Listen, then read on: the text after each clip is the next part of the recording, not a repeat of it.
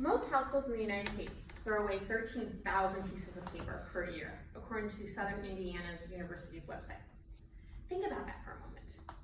That's about 143 pounds, according to the U.S. Postal Service website, which is roughly the weight of a human being. We can slowly reduce this number by eliminating paper from our daily lives. There are many reasons you should care about reducing your paper impact, including monetary, the planet, and your own personal health. You may feel that you've already reduced the amount of paper you consume, but there are so many ways you haven't. Here are some suggestions. You may have already gone paperless for your bills, but what about those lovely ad magazines that show up at your door? Did you know you can turn those off? Yes, that takes effort, but so does walking them to the recycling bin.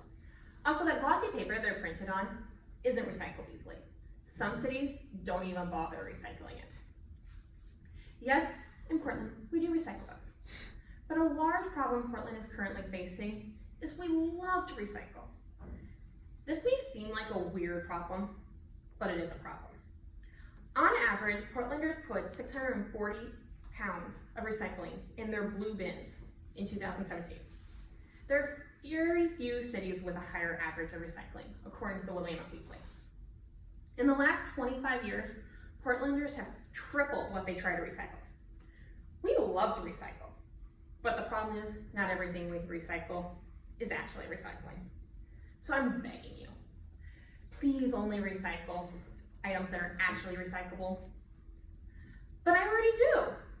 If I asked you if paper could go in the recycling, you'd probably say what? Yeah. Well, what if I told you that paper item was a paper cup? Sadly, that paper cup, even though it has the word paper in it, can't be recycled. It's simply thrown in the landfill. How about this paper receipt? Yes. Yeah. It can't be recycled either. These are the kind of things Portlanders feel are no big deal. The last time you went shopping, you probably got a receipt. Then you put it in the recycling bin when you got home. Thankfully, many stores are now asking you if you want emailed receipts, and many other systems remember your email. It just makes life so much easier. If you have no interest in the environment at all, at least think about your wallet, where you keep those receipts. And yes, it probably has paper products in there. But I'm talking about everyone's least favorite way of spending their money, taxes. By reducing your paper impact and encouraging others to do the same, many cities won't have to raise taxes to cover those that work for waste management. Those cities could possibly reduce their recycling pickups to every other week, like our garbage, which means 2 less mornings a month that you're woken up before the sun rises by that lovely beeping sound as they roll through the neighborhood. Yes, you can recycle printer paper, but did you not know that not only is a tree being cut down for that piece of paper, but the amount of energy that one piece of paper takes could power a light bulb for an entire year, according to a journal article by Forest Products. So even if you buy paper that is made from recycling material, it still causes an impact. It's just simply better to reduce.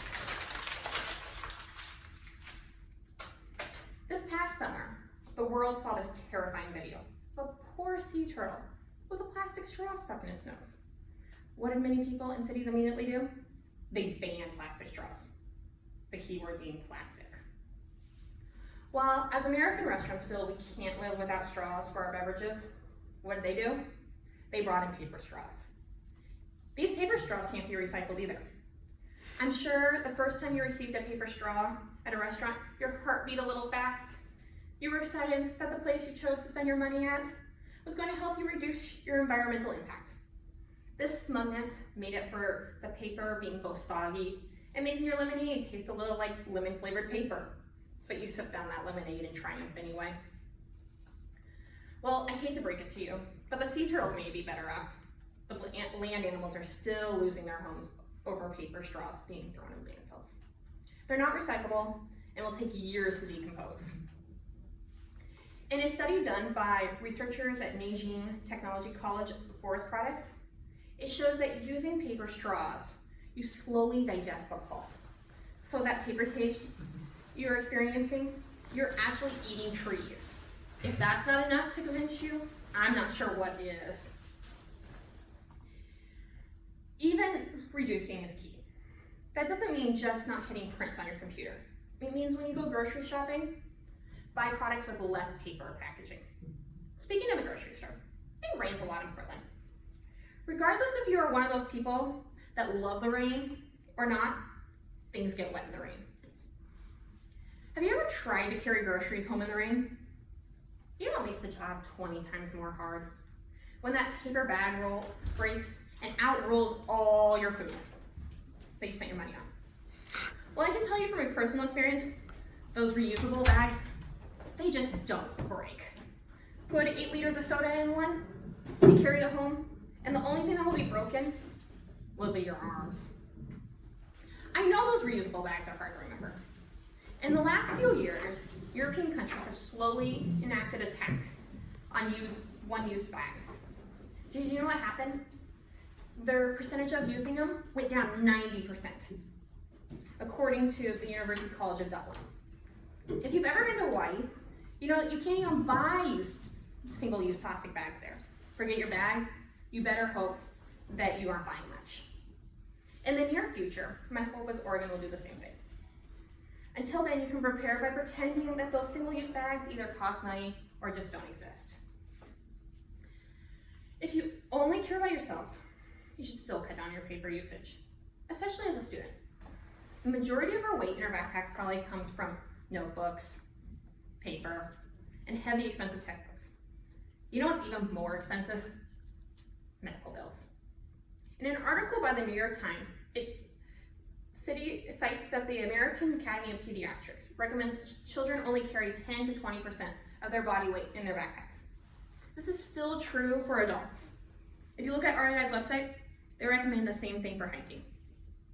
Do you think your daily school backpack should weigh the same amount as a multi-day trek through the woods?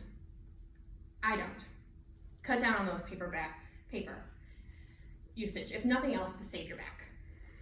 There are several reasons you should cut down your paper usage. I hope you will make an inclination to cut down your paper, reducing your paper. If nothing else, you should care about trees, because your Instagram photos look so much better with them in the background. So please go start your day by doing something to further reduce your paper impact.